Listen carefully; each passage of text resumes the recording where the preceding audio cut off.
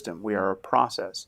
And there's not one unitary self that's carried through from one moment to the next, unchanging. And yet we feel that we have this self that's just this kind of center of experience.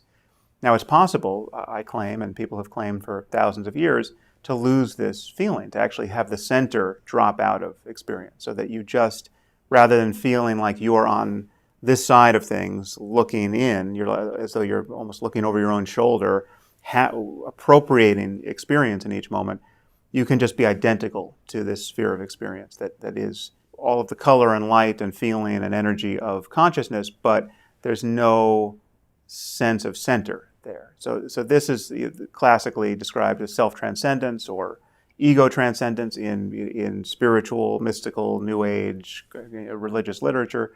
It is, in large measure, the baby in the bathwater that religious people are afraid to throw out. It's if you want to take seriously the project of being like Jesus or Buddha or some, whatever your favorite contemplative is,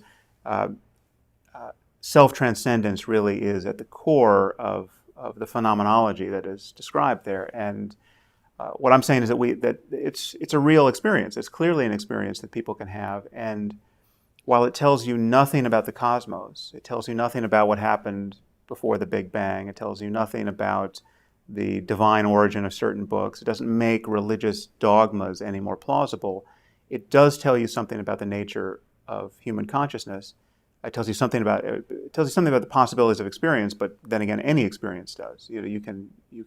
There's just people have extraordinary experiences, and the problem with religion is that people extrapolate from those experiences and make grandiose claims about the nature of the universe. But these experiences do entitle you to talk about the nature of human consciousness, and it just so happens that this experience of self-transcendence does link up with what we know about the mind through neuroscience to form a plausible connection between science and classic mysticism, classic spirituality. Because if you lose your sense of a unitary self, if you lose your sense that there's a permanent, unchanging center to consciousness, your experience of the world actually becomes more faithful to the facts. It's not a distortion of the way we think things are at the level of the brain. It's actually, it brings your experience into closer register with how we think things are.